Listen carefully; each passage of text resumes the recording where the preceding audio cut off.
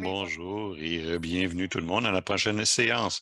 Je suis Adi Reg et je suis coordinateur de programme dans la branche de l'Ontario de la Fondation du Rhin. Je vais vous remercier pour vous joindre à cette séance sur comment devenir plus autonome grâce à soutien par les pairs. Avant de commencer, j'aimerais parler de comment nous participons. On offre cette séance de façon bilingue en utilisant l'interprétation simultanée. Durant la présentation, les conférences sont présentées en anglais. Pour entendre la présentation dans votre langue de choix, choisissez anglais ou français comme étant votre préférence de langue avec l'icône d'interprétation dans la barre d'outils de Zoom.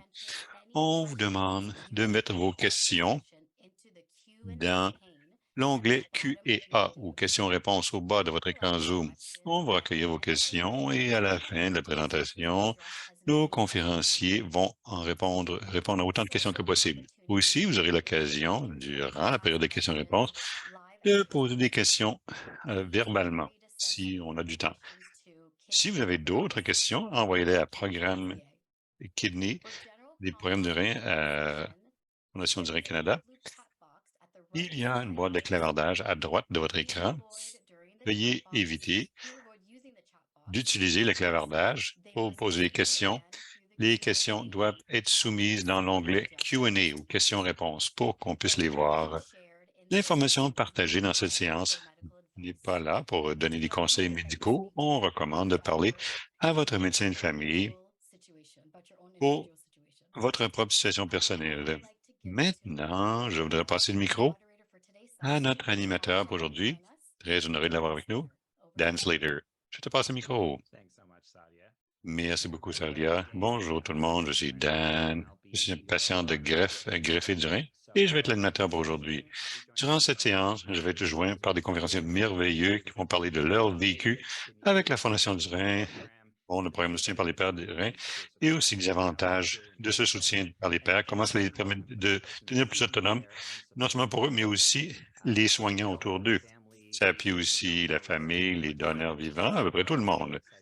Alors, c'est vraiment merveilleux qu'on puisse parler de ce soutien par les pairs. Ça va être une petite jazzette autour du feu, alors ça va être informel. On va demander aux gens réels, des questions réelles pour voir comment ceci peut aider les gens. Aussi, on va parler un peu de comment vous pouvez être bénévole dans le programme et redonner aux autres grâce à votre propre vécu. Alors que vous soyez un patient, soignant, donneur ou praticien, tout le monde est invité. Aussi, on ne donne pas de conseils médicaux, on parle de beaucoup de choses. On a beaucoup d'informations grâce à notre vécu, mais aucun d'entre nous n'est médecin, aucun d'entre nous ne fait partie des équipes médicales. Alors, ce que vous apprenez aujourd'hui, assurez-vous d'aller parler à votre médecin de famille, votre équipe de soins, parce que nous sommes tous différents, nous sommes tous sur un cheminement différent et c'est bien important d'avoir l'information médicale des professionnels de la médecine. Avant de commencer officiellement notre façon, je voudrais accueillir nos conférenciers rapidement et ensuite commencer cette discussion avec des questions sur le soutien par les pairs. Alors aujourd'hui, nous avons, d'abord nos deux patients, Richard et Lloyd. Levez la main pour qu'on sache qui vous êtes. Merci à Richard et Lloyd, deux patients. Troisième conférencier, c'est Irma, qui était soignante pour Bob, son mari maintenant décédé. Et finalement, nous avons Anam et Olga, qui est une infirmière de dialyse. Elles comprennent la valeur et connectent les autres au programme de soutien par les pairs. Alors, une fois de plus, merci à tous nos conférenciers pour s'être rejoints à nous et de partager leur vécu, leurs pensées. Alors, commençons notre première question. Richard, question la plus simple. Pourquoi choisir l'appui, le soutien par les pairs ou peer support en anglais? Excellente question pour commencer. Et une question importante, certainement. Mon expérience de soutien par les pairs, ça date d'il y a longtemps. Bon, je me suis joint au soutien par les pairs sans même le savoir parce que lorsque j'étais à Toronto, suite à ma greffe du rein, et dans ce temps-là, j'ai été avec le programme de soutien par les pairs, j'ai découvert cela avec le temps et j'ai appris que le message numéro un du soutien par les pairs, c'est que vous n'êtes pas seul. Vous n'êtes pas seul. Vous ne vivez pas tout ceci seul.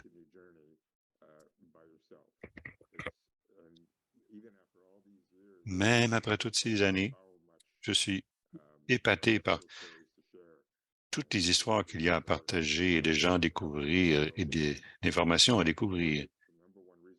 Alors, la raison numéro un pour se joindre à Soutien par les pairs et que je recommanderais à tout le monde de s'y joindre, c'est pour faire partie d'une communauté, pour que vous sachiez que votre combat n'est pas votre combat seulement pour vous, c'est pour tout le monde. Il y a des ressources pour vous aider. Alors, ça serait ma raison numéro un pour se joindre au Soutien par les pairs. Merveilleux. Oui, vous soulevez des très bonnes raisons, manifestement. Suite à cette expérience personnelle, c'est toujours bien d'entendre des choses. Oh, Lloyd, pardon, as-tu quelque chose à rajouter? Et aussi, j'étais curieux à propos de comment as-tu entendu parler du soutien par les pairs? Et ensuite, pourquoi est-ce que tu t'es joint? Bon, rapidement, moi, mon cheminement sur le Rhin a commencé il y a environ 5 ans. Je me suis joint à une clinique qui s'appelle Multicare Clinic. C'est là où j'ai eu l'occasion de voir un néphrologue, un travailleur social, une diététicienne, pharmacien, infirmière, qui m'ont aidé avec ma situation du rein. Et c'est grâce à eux, bon, la travailleuse sociale, en fait, que je voyais régulièrement. Bon, j'avais des problèmes émotifs et j'ai partagé avec elle que, bon, je suis le seul vraiment que je connais qui avait cette maladie du rein. Elle a dit, ah ben, tu n'es pas si seul que ça, tu n'as pas besoin d'être seul. Il y a le soutien par les pairs et ceci pourrait t'aider. Alors, c'est comme ça que j'ai entendu parler du programme Soutien par les pairs de Fondation canadienne du rein. Le coordinateur m'a téléphoné et à ce moment-là, avec toutes les choses qui se passaient dans ma vie, bon, j'ai commencé la dialyse, je n'étais absolument pas prêt à me joindre à ce soutien par les pairs. Mais lorsque j'ai commencé la dialyse, environ 6 mois plus tard, et j'ai commencé à comprendre un peu comment faire la dialyse à la maison avec la machine la nuit, j'ai commencé à m'adapter un peu. Je voyais qu'il y avait plus de prévisibilité dans ma situation. Et la coordonnatrice de la Fondation du Rein m'a téléphoné encore et nous avons eu une conversation très intéressante et j'ai été vraiment ému par son histoire et je me suis senti comme, bon, maintenant, c'était le temps pour moi de me joindre au soutien par les pairs et je me suis aussi dit que maintenant, je pouvais rajouter de la valeur en partageant mes histoires à propos de mon cheminement sur le Rhin et aussi apprendre des autres. Et depuis ce temps, j'ai participé, j'ai partagé mon vécu. C'était même affiché sur le site web de la Fondation du Rhin. J'ai aussi fait des choses multimédia où j'ai partagé mon histoire du Rhin grâce au bulletin de nouvelles et aussi une vidéo qui montrait comment j'ai pu m'épanouir, même si j'étais dialysé. J'aime bien les activités à l'extérieur et pour moi, c'est le camping. Alors, ça, c'est comment je me suis intéressé au soutien par les pairs. Merveilleux. Une question pour toi. Est-ce que tu aurais voulu te joindre plus tôt ou c'est juste que c'était le bon moment pour toi après 6 mois? Oui, il y a des parties de moi qui me disent que j'aurais dû me joindre plus tôt, mais émotivement, je n'étais tout simplement pas prêt à ce moment-là. Bon, pour comprendre comment je me sentais avant de me joindre, bon, parce que je ne connaissais personne, c'était juste, j'avais l'impression que j'étais écrasé un peu. Et j'allais commencer la dialyse, je m'apprenais que la dialyse, c'était pour la vie. Je découvrais toutes sortes de choses à propos de ma condition, que ça s'empirait rapidement. Bon. Et à ce moment-là, bon, c'était tout simplement trop pour moi. Alors oui, je dirais que lorsque je me suis joint, finalement, c'était le bon moment pour moi. Et j'ai pu arriver et contribuer et apprendre des autres aussi. Et Richard, est-ce que c'est la même chose pour toi? Dans un sens, oui. Moi, j'ai eu l'avantage de découvrir le programme du soutien par les pairs de la Fondation canadienne du Rhin il y a longtemps. et je suis arrivé tout doucement dans le groupe de soutien par les pairs sans trop le savoir. Mais moi, je dirais que qui que vous soyez ou à quel que soit le moment où vous vous joignez au programme, lorsque vous allez faire ce saut pour vous joindre à la communauté, pour pouvoir parler de votre vécu, c'est probablement le bon moment si c'est le bon moment pour vous. Si vos propres émotions vont vous guider pour savoir quand est le bon moment pour vous joindre à cette communauté. Alors, moi, j'imagine que pour moi, le bon temps, c'était au tout début. Et bien sûr, si vous n'êtes pas à l'aise de vous joindre à un groupe de soutien par les pairs, c'est correct aussi. Bon, je ne veux pas donner l'impression que c'est une nécessité, mais si vous vivez un problème du rein et que vous vous sentez seul, c'est bien de prendre l'appui des soignants autour de vous, mais moi, j'ai bien aimé d'être dans une communauté plus large. Ça m'a beaucoup aidé. Oui, c'est là si vous en avez besoin, n'est-ce pas? Ou j'aimerais, bon, ça, on m'a dit ça à l'introduction au Irma ou Ducky, comme tout le monde vous appelle.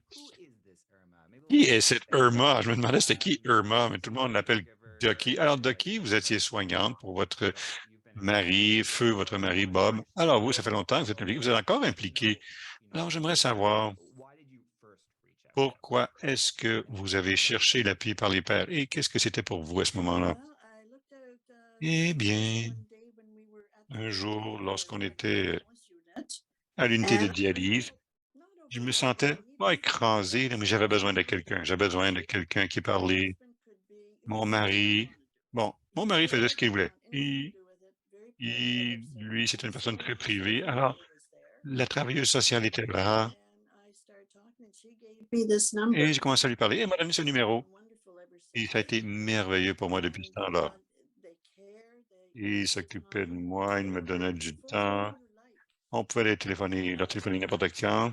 Et je suis sur plusieurs des groupes des pairs pour suivre leur cheminement et pour donner des conseils sur notre expérience lorsqu'on a passé au travers de la dialyse péritonéale et comment c'était adapté à notre style de vie. Nous, dans ce temps-là, on n'avait même pas le choix. Hmm.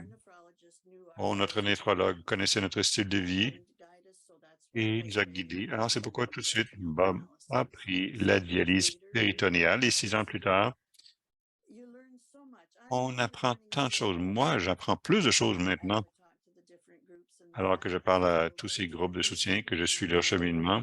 Et c'est comme l'autre personne a dit avant moi, ils sont là si vous en avez besoin. Et moi, j'ai encore besoin de cet appui par les pairs.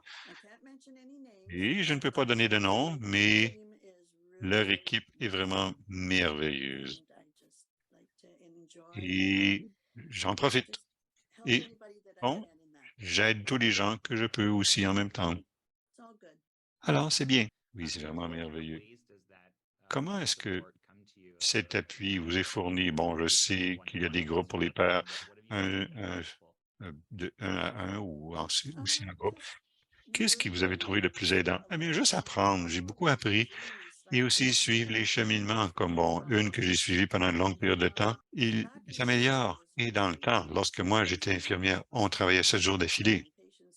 Et les patients étaient là plus longtemps et de voir leur développement qui s'améliorait tous les jours sur l'étage. Bon, ça me ramène à ce genre de souvenirs, bon, de pouvoir suivre au mois, pour voir comment tous les gens se débrouillent.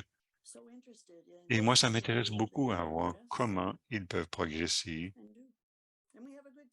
Et aussi, on s'amuse durant les réunions, alors que puis-je dire de plus? Oui, ça aussi, c'est un point important.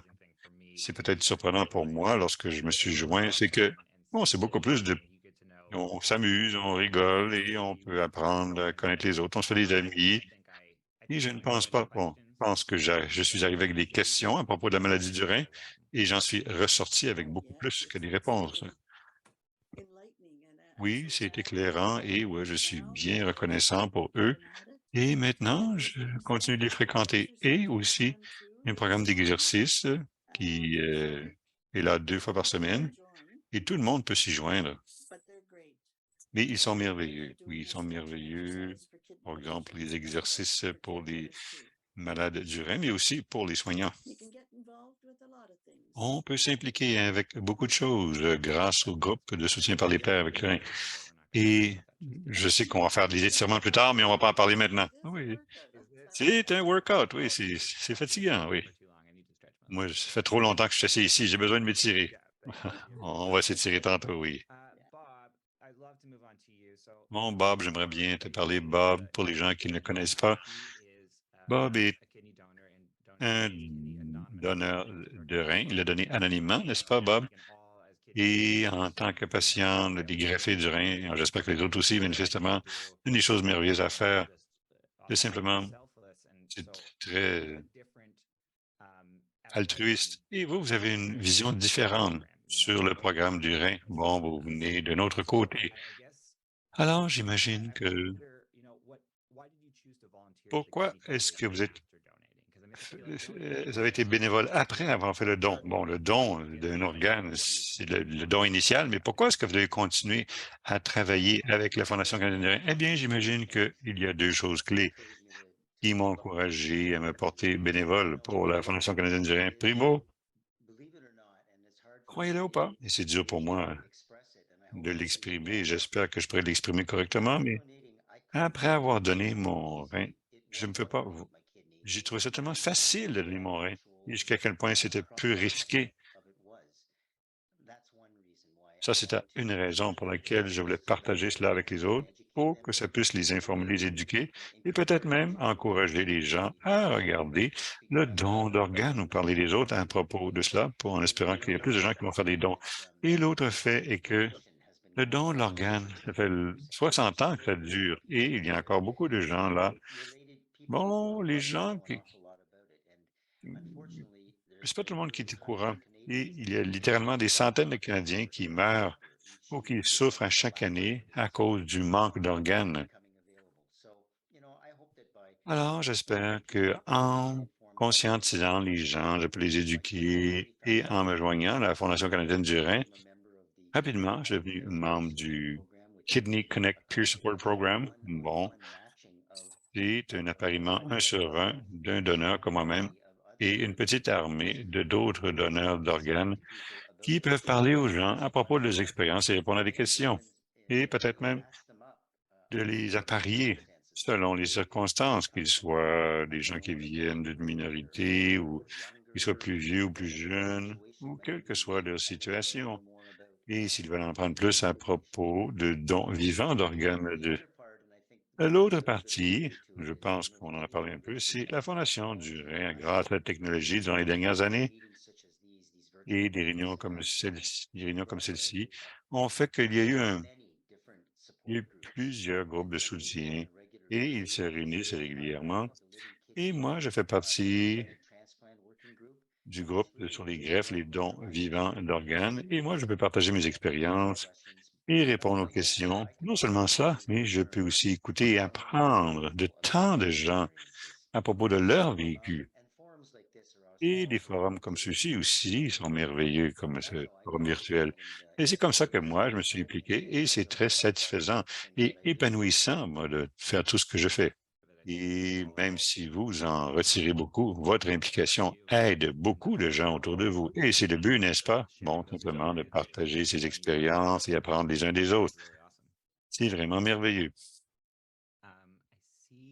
Je vois que j'étais pour poser une question à Anabir et Olga. Oh, est-ce que c'est un bon temps pour vous? Bon, elles travaillent toutes les deux. On les enlève de leur charge de travail. Ah, voilà, Nabir et Olga sont là toutes les deux. Bonjour tout le monde. Alors nous, on a pu venir quelque temps. C'est bien d'avoir tout le monde. Alors, je suis Amin et voici Olga. Tous les deux, nous travaillons au New Transition Unit, Oakville Hospital. Alors, c'est une unité où les patients viennent qui sont nouvellement dialysés ou qui se joignent à notre programme. Alors, pour les nouveaux dialysés, on les aide à faire la transition vers la dialyse dans leur vie. On a des patients qui viennent de toutes sortes de modes de vie. Bon, peut-être quelqu'un qui a vu un néphrologue, qui savent que peut-être un jour ils vont commencer la dialyse et qu'ils ont un peu d'informations. Il y a aussi des patients qu'on a qui viennent de l'urgence ou ne se sentent pas bien et que tout à coup, ils s'aperçoivent qu'ils vont être dialysés. Alors, avec le soutien par les pairs, je pense que c'est un excellent programme. Alors, les patients, ils nous arrivent à un moment très vulnérable dans leur vie. Bon, comme vous l'avez dit, bon, ces gens-là ont besoin d'aide. Il y a beaucoup de jargon médical qui est lancé à leur tête et parfois on a besoin de quelqu'un pour vous aider, pour vous soutenir primitivement, pour dire, hey, comment ça va? Comment est-ce que tu te sens? Alors, je pense que ce programme est merveilleux et ça aide vraiment plusieurs patients. Ça leur donne un espace sécuritaire où ils peuvent partager leurs émotions et leur cheminement et, bon, de savoir qu'ils ne sont pas seuls. Il y a d'autres patients qui ont passé par là avant. Alors, ils n'ont pas besoin d'être aussi tristes et désespérés. Non, il y a des patients qui se débrouillent bien, qui vivent, ils vivent leur vie. Il y a des soignants qui les aident et eux aident les autres. Et ce n'est pas parce que vous êtes dialysé que donc tout doit être négatif. Yeah. Yeah. So I find patients feel very Alors, je comfortable pense que les patients sont bien à l'aise de parler à quelqu'un d'autre que leur membre de famille ou de l'équipe des soins. Parfois, bon, ils veulent poser des questions difficiles ou ils veulent poser des questions personnelles. Ils ne se sentent pas à l'aise de partager cela avec les membres de la famille, par exemple. C'est peut-être mieux d'avoir un ami pour qu'ils puissent être ouverts à propos de leurs émotions et d'avoir quelqu'un là pour les aider à, bon, passer au travers de la saison et aussi de partager les expériences. Alors, normalement, lorsqu'ils viennent nous voir, on les encourage à aller au programme de soutien par les pairs. Parfois, ils ne sont pas prêts. Bon, comme les autres l'ont mentionné, parfois, on n'est pas prêt à y aller, comme le disait Lloyd. Mais pour nous, c'est très bien qu'on présente les patients pour leur dire que ce soutien est disponible. Alors, lorsqu'ils sont prêts ou s'ils ont besoin de parler à quelqu'un, il faut savoir que quelque chose est disponible pour eux. Oui. Et quelles sont certaines rétroactions que vous avez obtenues de vos patients à propos de ces groupes de soutien par les pairs de Fondation du Rhin? La plupart des patients qui ont été dans ces groupes de soutien par les pairs, ils ont bien aimé ça et ils nous ont dit que cela les a beaucoup aidés, un groupe de soutien par les pairs, que cela leur a donné une espèce de sens d'appartenance et ils peuvent se faire des amis, ils peuvent exprimer leurs émotions et partager leur vécu. Et ils aiment le fait que ce n'est pas seulement, bon, seulement des réunions pour parler, mais ils nous ont dit qu'ils aimaient bien le fait que ces groupes font des activités ensemble. Ils font des amis et ils peuvent faire des activités sociales. C'est pas seulement toujours, comment dire, structuré. Alors, ça peut être informel. Bon, allons prendre un café, allons jaser, ou bon, parfois on veut se vider le cœur, ainsi de suite. Alors, ça, c'était une des raisons, une des rétroactions là, qui faisait qu'ils aimaient vraiment cela, le groupe de soutien par les pairs. Et l'autre chose, c'est que ça les aidait à trouver de l'espoir dans leur vie, surtout au début. Oui, absolument. Bon, merci pour avoir partagé avec nous. Richard, avais-tu quelque chose à dire? Oui, rapidement. Il y a des gens qui me disaient qu'ils ne peuvent pas m'entendre très clairement. Est-ce que vous pouvez m'entendre mieux maintenant? Un peu mieux. Et aussi, je l'ai rajouté, suite à ce que Olga a dit, il y a, bon, lorsque vous êtes au bureau du médecin et que vous parlez à l'équipe médicale, il y a beaucoup de jargon médical. Il y a beaucoup de concepts qu'on ne comprendra pas immédiatement. Non seulement le stress aussi à cause de la maladie. Et il est obligé d'expliquer ça aux amis, à la famille. Mais la rétroaction que moi j'ai obtenue des participants dans le programme de soutien par les pairs, c'est la clarté, la clarté. Ils se joignent à un groupe et soit qu'ils participent ou qu'ils écoutent seulement, les choses deviennent plus claires. Et je pense que c'est la raison principale pour laquelle les gens aiment bien ce groupe de soutien par les pairs, c'est que cela les aide à comprendre ce qu'ils ont appris et de mieux clarifier cette information-là de façon non stressante. Et ça vaut la peine aussi de dire que pour plusieurs personnes dans le soutien par les pairs, sont des participants. Ils aiment bien jaser, poser des questions et donner des rétroactions et partager leur vécu. Et d'autres aiment mieux être bien silencieux et d'écouter. Et ces deux groupes, ces deux types de personnes profitent de faire partie de ces communautés de soutien par les pairs parce que chacun aide de sa façon. Oui, c'est bien dit. Oui, vas-y, Lloyd. Oui, merci. Si je repense à lorsque j'ai commencé le soutien par les pairs, je venais de commencer la dialyse et la chose qui, selon moi, m'a plus aidé dans ces groupes-là, c'était l'espoir. C'est l'espoir que j'en ressortais. Il y avait de l'espoir. Il y avait de l'espoir que je pourrais avoir une greffe de rein. Il y avait de l'espoir que peut-être que je pourrais trouver un donneur. Toutes ces possibilités-là maintenant semblaient vraies parce que j'entendais d'autres gens parler de cela, soit qu'ils avaient eu un don d'organes, don vivant ou dans la liste d'attente pour les donneurs décédés, ou ils avaient trouvé un membre de la famille, ou bon, ils ont eu des défis avec la dialyse. Voici comment ils ont pu surmonter ces défis. Alors, c'est surtout l'espoir que j'ai retiré au début et ça m'a beaucoup aidé dans ma vie. Et moi, je vais encore soutien par les pairs moi-même parce que je pense qu'il y a encore de valeur. Je peux en soutirer beaucoup, mais je peux aussi donner beaucoup parce que ce cheminement, c'est pour la vie. Bon, les gens applaudissent virtuellement, c'est bien. Bon, je vais pivoter un peu et je vais poser une question. Bon, je vais poser la question à tout le groupe parce que vous faites tous du soutien par les pairs, il fait participer au groupe et tout cela. Alors, quelles sont certaines des fausses conceptions à propos de la Fondation canadienne du Rhin ou du soutien par les pairs? Qu'est-ce qui pourrait empêcher certaines personnes à se joindre? Ah, si ça ne dérange pas, je peux commencer? Oui, vas-y. Il y a peut-être une certaine pression. Parfois, les gens s'imaginent qu'ils vont être obligés de parler de leur vécu. Et ce n'est pas du tout le cas. On n'est pas obligé de parler. Les animateurs de ces groupes sont toujours, ils accueillent les nouveaux membres et ils disent à tous les membres, si vous ne voulez pas participer, c'est tout à fait correct. Vous pouvez simplement observer et écouter. Et je pense que cela s'assure que les gens puissent rester à l'aise et qu'ils se sentent accueillis. Et lorsqu'ils sont prêts à contribuer, ils vont contribuer. Et je pense que c'est très important. Oui, absolument. Sarah, oui, est-ce que Richard disait aussi? Ah, Dookie. Oui, j'étais pour dire, eh bien, Bob, le frère de Bob, est le soignant pour son épouse, qui a été bien malade et elle est à l'hôpital en ce moment. À un moment donné, elle a une réaction contre une transfusion sanguine. Mais en tout cas, Dan l'a convaincu qu'il a besoin de soutien par les pairs et surtout les soignants. Et dit non, non, je suis capable de le faire toute seule. Elle était tête de pioche.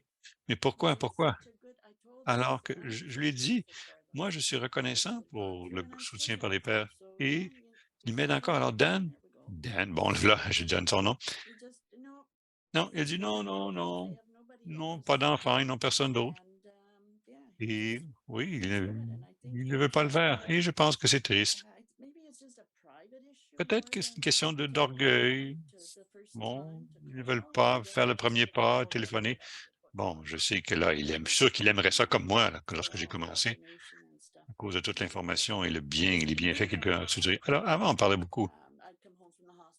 Moi, je revenais de l'hôpital après avoir vu Bob et ensuite, bon, on communiquait beaucoup, mais alors, de juste dire cela, parfois, ils peuvent être tête de pioche, mais comment je vais faire pour qu'ils se joignent au groupe? Mais bon, je suis là pour essayer et il y a une autre dame qui, elle, passe au travers de beaucoup de frustration en ce moment avec son mari qui vient de commencer la dialyse. Et je lui ai dit, joins-toi au groupe, on en a besoin. On ne peut pas se faire ça tout seul. Alors, C'est vraiment une communauté et je pense que c'est la première chose que ça offre. Est-ce que, Richard, est-ce que vous avez quelque chose à dire sur les idées fausses qu'on entend souvent? Oui, Ducky en a parlé un peu, de joindre un groupe dans le programme. Certaines personnes sont très privées, très réservées, et c'est peut-être la raison pour laquelle ils ne veulent pas se joindre. C'est qu'on n'a pas envie de s'exposer, de se montrer vulnérable. Et dans chaque groupe, la confidentialité est très importante. On partage seulement ce qu'on veut partager et on respecte la confidentialité. Donc, les groupes sont très bons pour ça. Donc, il y a des gens qui viennent toutes les semaines, toutes les 2 semaines, ils sont toujours là et il y en a d'autres qui viennent moins régulièrement et ils participent un peu, pas du tout. Peu importe votre niveau euh, de confidentialité ou de réserve. Mais si vous avez accès à un groupe où vous pouvez parler, vous pouvez être quelqu'un de très volubile comme je le suis ou quelqu'un de très calme et réservé et vous avez pas nécessairement envie de partager vos expériences. Je pense que c'est très bien dit. Yeah. Uh, Oui, so est-ce que je peux dire quelque chose? Oui, on reçoit beaucoup de patients au début de leur parcours, alors qu'ils ont beaucoup, il y a beaucoup d'émotions, c'est très chargé. Donc, on essaye de donner aussi à l'hôpital des soins psychosociaux au niveau émotif. Donc, très souvent, il n'y a pas assez d'attention qui est mise là-dessus et je pense que c'est très important donc d'avoir un programme qui aborde justement ces symptômes, l'aspect émotif des choses. Je pense que c'est très important et ça nous aide aussi émotivement à rester plus stable et aussi à passer au travers physiquement ces épreuves. Donc, pour les membres de la famille aussi, ça permet aussi de discuter de tout ça. Donc, au-delà de l'aspect médical, ça aborde vraiment, ce programme aborde l'aspect émotif. Ça, c'est vraiment très intéressant. Est-ce que vous pensez que c'est quelque chose d'un peu nouveau, cette approche holiste des soins, donc dans les soins de santé? Est-ce que c'est nouveau? Oui, c'est quelque chose qui est assez nouveau. C'est lié aussi aux patients qui arrivent pendant des années. C'était on va à l'école, à l'hôpital et c'est toujours pour des raisons médicales. J'ai un problème, je le traite de cette façon précise et ça ne tenait pas nécessairement compte des aspects émotionnels, mais de pouvoir parler à quelqu'un. Maintenant, quand on a des patients et on inclut ce type de soins, c'est quelque chose de nouveau pour les patients. C'est un concept, peut-être qu'il y a certains qui sont un peu réticents à aller à ces groupes pour parler d'autres patients, avec d'autres patients de ce qu'ils vivent. Mais on l'intègre de plus en plus dans notre programme et je vois tous les bénéfices de le faire. Oui, Richard, allez-y. Oui, je disais plutôt que mon expérience avec la Fondation du Rhin remonte à assez longtemps et je me souviens à l'époque à Toronto, on n'appelait même pas ça soutien par les pairs, je ne sais pas comment on appelait ça en fait, mais ma première expérience lorsque j'ai commencé à être bénévole pour la Fondation du Rhin, on me disait, il y a une famille qui vient au Toronto General, à l'hôpital, que ce soit pour une dialyse ou travail de transplantation, mais j'aimerais parler à quelqu'un qui n'est pas un docteur, qui n'est pas un médecin. Je disais, OK, moi j'habite dans la région de Toronto depuis longtemps et on me demandait juste si j'étais disponible pour aborder ces autres questions-là qui n'étaient pas liées à la médecine en tant que telle. Ça, c'était l'origine de mon expérience avec ce programme. Et ensuite, si on avance à aujourd'hui, on peut encore avoir des conversations un à un avec les gens, donc des gens qui veulent poser des questions ou avoir une conversation plus en profondeur sur l'expérience de tout un chacun. Donc, en fait, c'est pas tant que ça a changé, le soutien par les pairs, c'est juste que ça a pris de l'expansion vraiment. Et je pense que c'est quelque chose de merveilleux. Personnellement, moi, j'en ai reçu beaucoup de plaisir. J'ai, app- j'en ai appris beaucoup plus sur moi-même, par exemple, aussi. J'ai appris à connaître des gens et même dans le groupe dans lequel je suis actuellement, on me rappelle toutes ces choses-là. Donc, moi, je fais partie de la Fondation du Rhin et je ne peux pas m'en sortir. Et je pense que donc ça, c'est une conversation au coin du feu, là. On peut se poser des questions. Et donc, Bob, je voulais avoir aussi votre perspective comme donateur. Quels étaient les bénéfices principaux de se joindre à ce type de groupe? Quelle est votre expérience à vous? Premièrement, comment ça a changé? Les changements se sont faits particulièrement dans les dernières années et c'est grâce à la technologie, la possibilité de se rencontrer comme ça en mode virtuel et d'avoir ces groupes de soutien et de rencontrer des gens la plupart du temps de manière virtuelle, mais parfois on se rencontrait aussi en personne et je fais aussi partie d'un groupe dans la région d'Ottawa, donc avec la Fondation du Rhin. On essaye de se rencontrer une fois par année.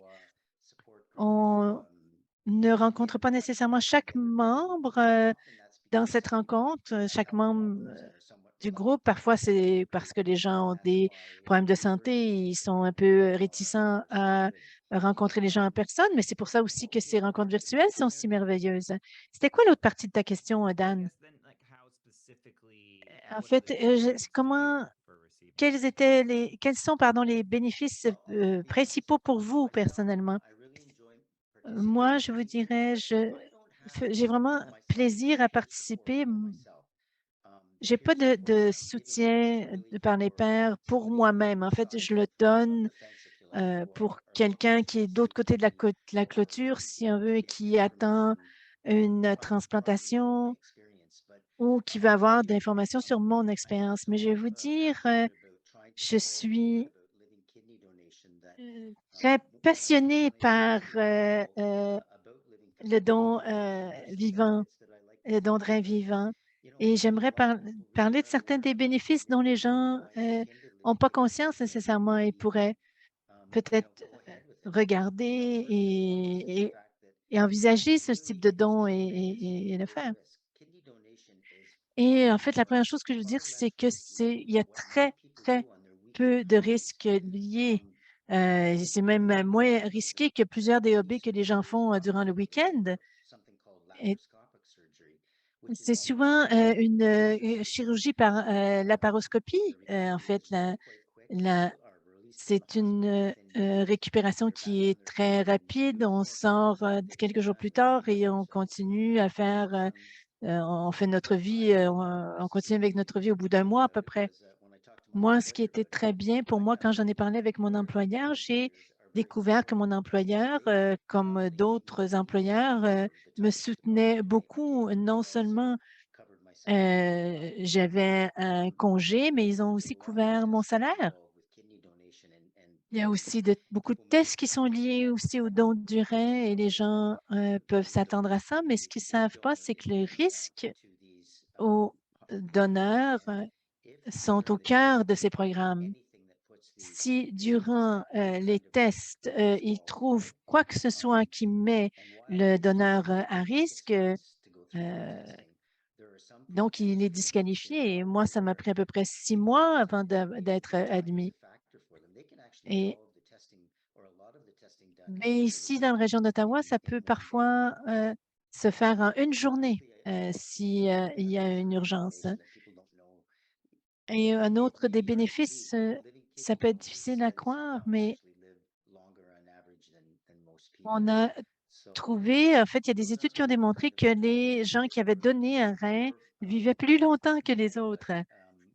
Je ne sais pas si c'est un facteur, mais en fait, c'est des choses que j'essaie de partager avec les gens parce que je sais que si les gens comprenaient mieux ce que c'est, je pense qu'ils envisageraient davantage et ils voudraient peut-être plus, il y aurait plus de gens qui voudraient sauver des vies de cette manière. Moi, ce sont des super bonnes réponses. Moi, je ne cherche pas de réponse, hein. Je suis juste heureux d'entendre ce que vous avez à dire. Donc, c'est de qui vous vouliez ajouter quelque chose, je pense. Non, je pense qu'il a tout dit, Dan. On apprend tellement et c'est vraiment un groupe fantastique auquel appartenir. Oui, tout à fait. Peut-être pour préparer des questions du public, il y a une question qu'on a reçue de Guylaine, si j'ai bien compris. La question est la suivante. Est-ce que vos groupes de soutien sont virtuels? Est-ce qu'ils sont provinciaux, municipaux? Je pense que c'est un bon moment pour dire que nos groupes sont nationaux, donc on prend de l'expansion constamment. En Colombie-Britannique, ils ont un programme remarquable qui commence. Très souvent, nos groupes sont virtuels, locaux aussi. Parfois, c'est en personne. C'est quelque chose qu'on réintroduit. Mais souvent, on parle avec des gens qui sont partout au Canada et qui vivent la même chose. Et ça nous donne une autre perspective plus large. Et je vous dirais, peu importe où vous êtes au Canada, allez voir s'il y a un groupe de soutien près de chez vous. Et s'il n'y en a pas un, peut-être que vous pourriez en commencer un. Nous, on aimerait beaucoup vous offrir les ressources parce que notre objectif, c'est vraiment de rejoindre tout le monde. Donc, je pense que c'est une excellente question.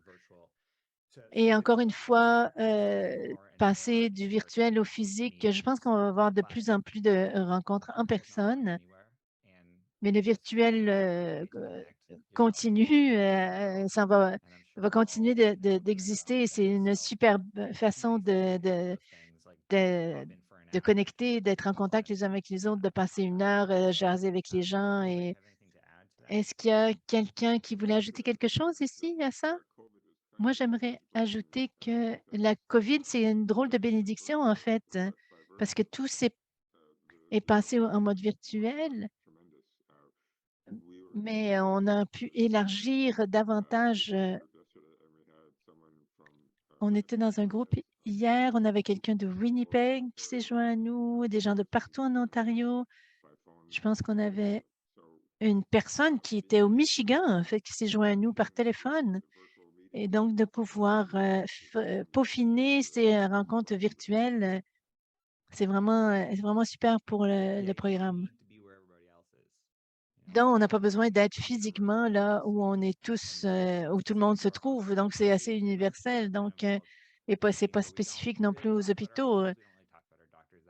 Souvent, on parle très peu de nos propres médecins, de nos propres hôpitaux. C'est plus universel.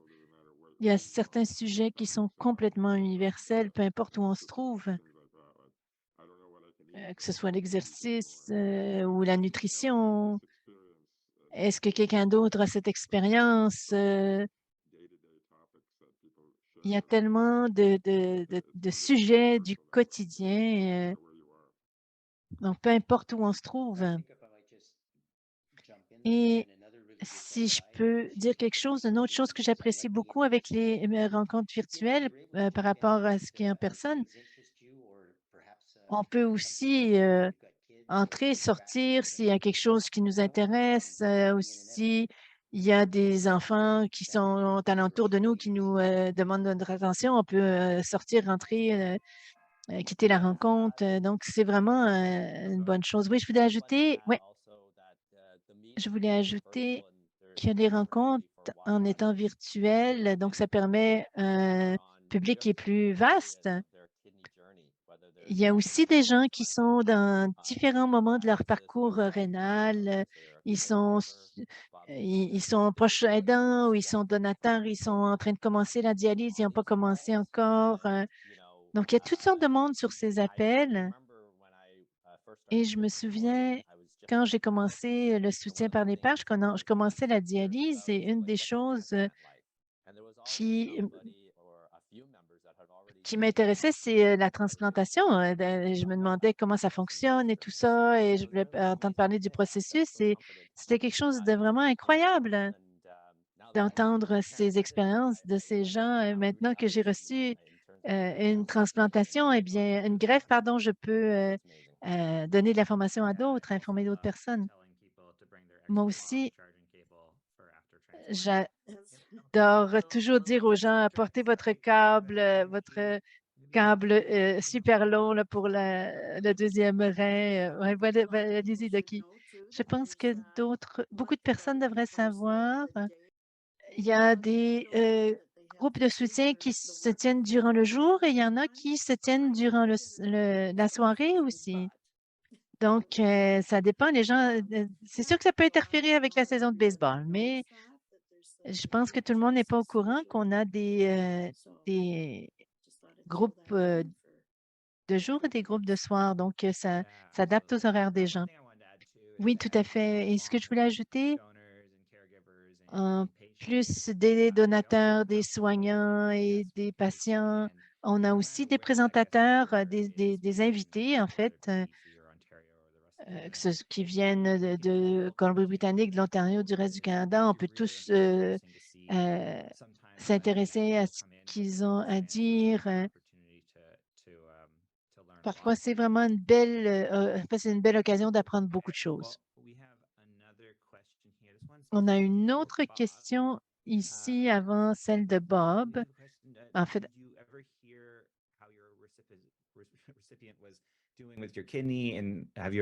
est-ce qu'il y a une question? Est-ce que, vous avez eu des nouvelles de la personne? C'est une question pour Bob, pardon, de la personne à qui vous avez fait, le don. Moi, j'ai donné, il y a plus de 10 ans, 15 ans. À l'époque, il y avait une entente que nous ne serions pas en contact avec, le bénéficiaire et vice-versa. Par contre, tout de suite après avoir donné, je leur ai dit si le bénéficiaire voulait communiquer avec moi, et si les politiques changeaient, j'étais ouvert à apprendre à les connaître ou j'ai fini par, apprendre que la greffe elle-même a été une réussite et un an plus tard, j'ai reçu quelque chose, il n'y avait pas de nom, mais il y avait, une date de naissance et donc j'ai compris qu'il y avait une erreur et que la personne avait 35 ans à peu près et moi heu,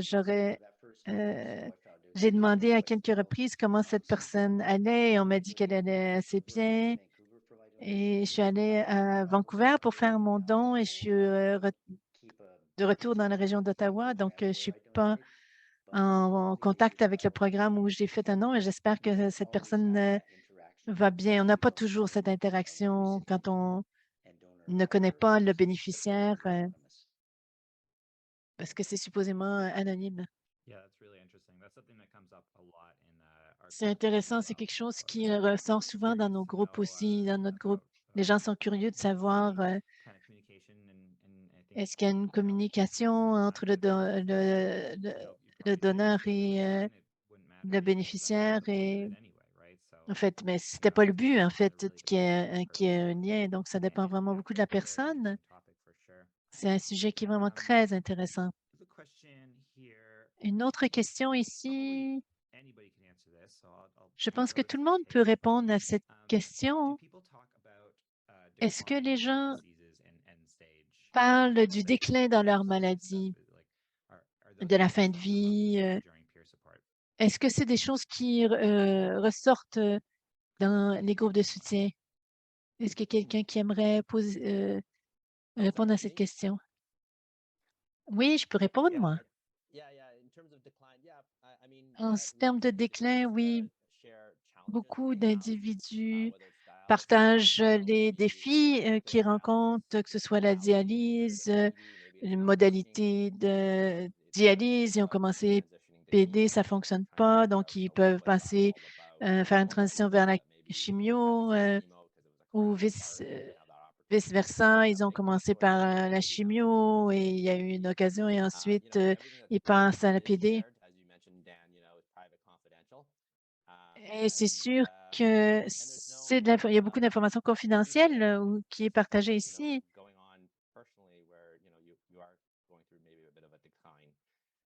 Et si les gens vivent un déclin, il y a toutes sortes de patients, comme on l'a déjà dit, qui passent par toutes sortes de parcours. Et à un moment donné, on discutait quel type de dialyse. Il y a des gens, en fait, qui sont là pour essayer de comprendre ce qui est la meilleure chose pour eux. Donc, c'est ce que je voudrais dire à ce sujet. Oui, allez-y, Bob. Oui, ça fait à peu près 15 ans que j'ai donné et les gens se posent des questions sur ma santé. Honnêtement, je n'ai eu aucun problème de santé. Je vais toucher du bois depuis que je joue au hockey 2 fois par semaine. Je nage. Je suis aussi actif que lorsque j'ai fait mon don et j'étais très actif à l'époque. Et comme je l'ai mentionné, en moyenne, les gens qui donnent un rein vivent plus longtemps. C'est très peu de risques. Et un autre des bénéfices, c'est qu'on est bien, bien suivi. On est suivi jusqu'à la fin de nos jours. On a des examens annuels et on fait un certain nombre de tests pour nous assurer que tout va bien. Et donc, on est bien soigné et un très bon suivi. Donc, ma santé est très bonne et c'est le cas de la plupart des donateurs. Je pense que c'est vraiment un très bon élément à soulever. Souvent, dans nos rencontres, on demande de garder un ton assez positif. Comme vous savez, il y a plusieurs moments qui sont éprouvants et on ne veut pas que les gens s'éloignent de ça, mais c'est quand même un espace où les gens peuvent parler librement, ils peuvent dire ce qui ce qu'ils pensent. Et si quelqu'un passe par un moment particulièrement difficile, on a aussi des suivis individuels. On a des gens qui font partie de la Fondation du Rhin aussi, qui euh, sont bénévoles et qui ont peut-être plus de connaissances sur la situation et qui peuvent aborder une question plus spécifique si vous le voulez. S'il y a des sujets qui sont un peu plus difficiles, et qu'on ne veut pas nécessairement en discuter avec tout le groupe. Donc, il ne faut pas être timide à cet égard. Oui, Richard, je voulais rebondir sur ce que vous disiez. Il y a toutes sortes de ressources et d'expériences et de personnes et tout la rétroaction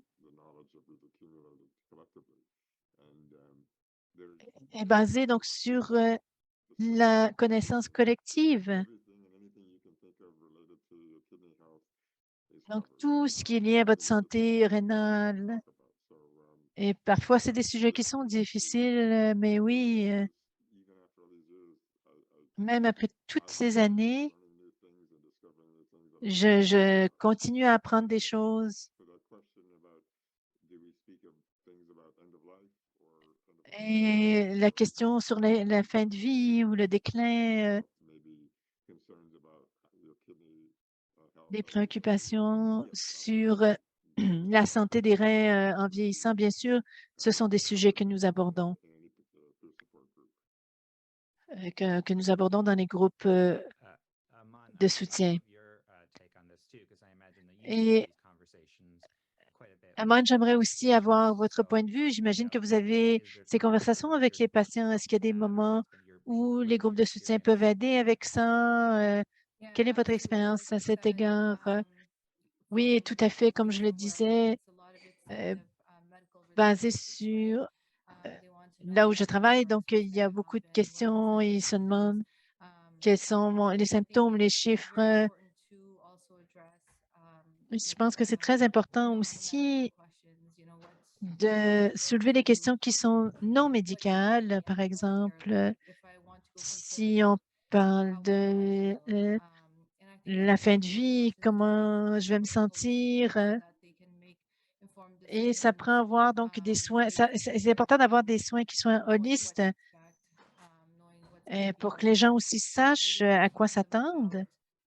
Donc, on parle aux gens non seulement des choses positives, parce que bon, je ne sais pas s'il y a quelque chose de positif à faire de la dialyse, mais aussi des sujets qui ne veulent pas nécessairement soulever la fin de vie, les médications, s'ils ne veulent pas prendre tel médicament ou d'autres. Donc, c'est des questions qui sont bienvenues.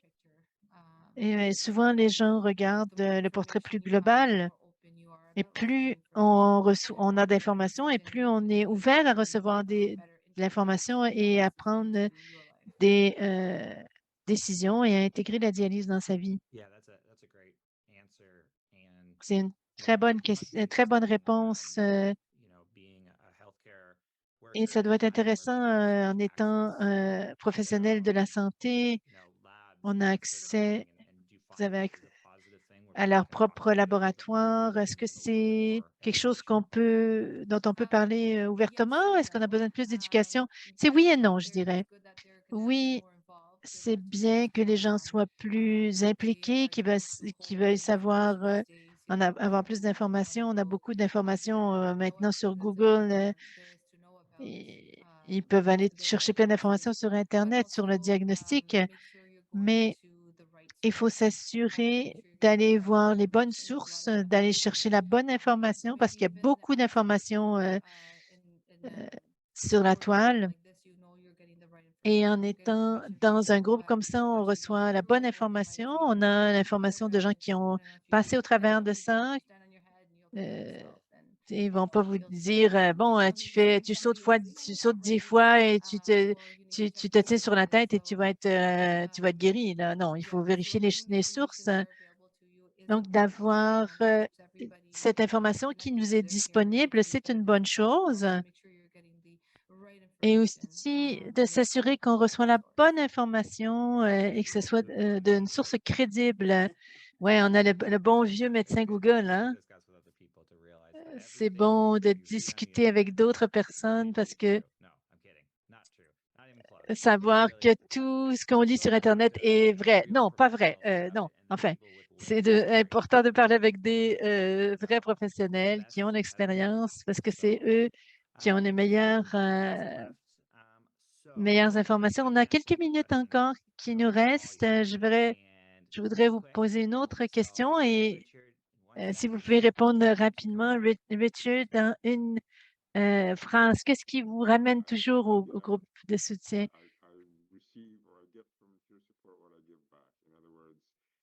Je reçois ce que je donne. Donc, ça m'a été.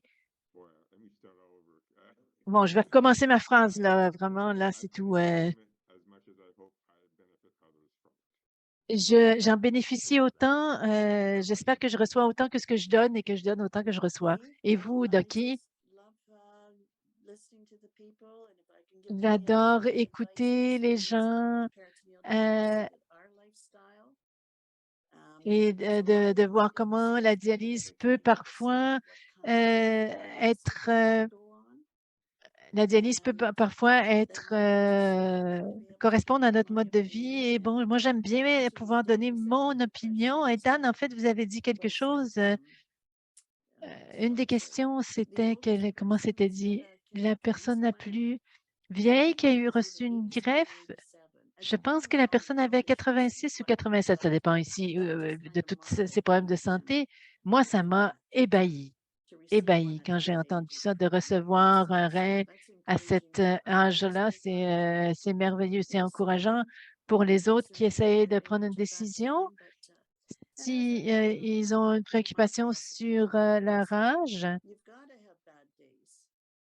c'est sûr on aura des mauvaises journées, on pourra apprécier les mauvaises journées et c'est comme ça qu'on pourra apprécier les bonnes journées. Yeah, it's definitely. Merci, Ducky. Loy. Oui, Ducky a bien raison. C'est les gens, mais spécifiquement plusieurs des personnes, bon, de la Fondation canadienne du rein aussi, des fondations du cœur. C'est incroyable de penser à la quantité de travail que c'est, bon, de faire ces programmes, de réunir les gens et tous ces gens merveilleux. La Fondation du Rein, plusieurs sont des patients eux-mêmes du rein qui ont vécu des choses, bon, beaucoup, des cheminements très difficiles, pour le dire diplomatiquement. Ils sont très inspirants. Alors pour moi, simplement de raconter un peu de mon vécu, c'est le moindre que je puisse faire. Et je pense que c'est bon pour les patients aussi. Et les liens qu'on peut créer avec certains des patients peut être incroyables. Alors, c'est tout pour moi. Bob, deux choses. C'est de pouvoir voir tout le monde, à toutes les réunions que nous faisons, et d'entendre leurs histoires, d'apprendre à les connaître. Et deuxièmement, c'est toute l'idée que les gens pensent à donner un rein en me voyant moi, en écoutant les autres, ou qui vont parler du don vivant d'organes. Et c'est ma justification pour continuer. Et Amon, pourquoi est-ce que tu continues d'envoyer des gens de référer tes patients au groupe de soutien? Eh bien, ils voient les avantages de s'occuper du bien-être des patients, bien-être émotif des patients. Lorsque les patients ont quelqu'un qui parlait ou avec qui partager leurs émotions, ils sont plus ouverts ensuite pour ce qui s'en vient. Et je dirais pas le mot stable, mais ils comprennent mieux ce qui se passe. Et de partager vos émotions, votre cheminement, non seulement va aider les autres, mais ça vous aide aussi. Alors, je pense que c'est un merveilleux programme. C'est pourquoi je l'appuie. Merci. Oh, il reste une dernière question. Et Dana, je vais parler un peu de moi. Bon, cette personne pose la question, est-ce qu'il est trop tôt dans leur cheminement pour se joindre? Et la réponse est non. Il y a toutes sortes de groupes qui vivent avec la maladie chronique, l'insuffisance rénale chronique. Bon, il y a des cours de cuisine, et ainsi de suite. C'est jamais trop tôt pour s'y joindre. Et vous allez trouver un groupe qui est bon pour vous, qui est en ligne avec votre cheminement et qui pourra vous aider. Et peut-être que vous pourrez aider quelqu'un d'autre aussi. Alors, je vais conclure pour maintenant.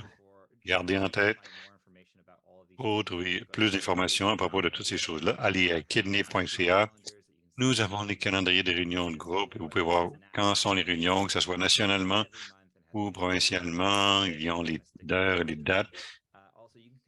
Et aussi, vous pouvez vous connecter avec quelqu'un personnellement, quelle que soit votre expérience, vous pouvez trouver quelqu'un avec ce vécu. Alors, contactez si vous avez besoin d'aide ou si vous voulez avoir plus d'informations ou trouver ce qui est bon pour vous. Et rappelez-vous que vous n'êtes pas seul dans ce cheminement. Et c'est vraiment quelque chose qui peut vous aider. Ça fait une énorme différence de pouvoir parler de votre cheminement avec les autres. Ça vous donne plus d'espoir. En tout cas, ça a marché pour moi. Et c'était une chose très puissante pour moi. Alors, merci à tous de vous être joints à nous. Merci à tous nos conférenciers pour avoir partagé des choses personnelles durant leur cheminement. Et veuillez vous joindre à nous pour cette pause mouvement. On va pouvoir faire des étirements, oui, en tout cas, on a beaucoup de choses encore. Il s'en vient des classes de cuisine et aussi des cours pour les soignants. Alors, veuillez rester avec nous pour le restant de la journée. Alors, merci à tous. Merci, Dan.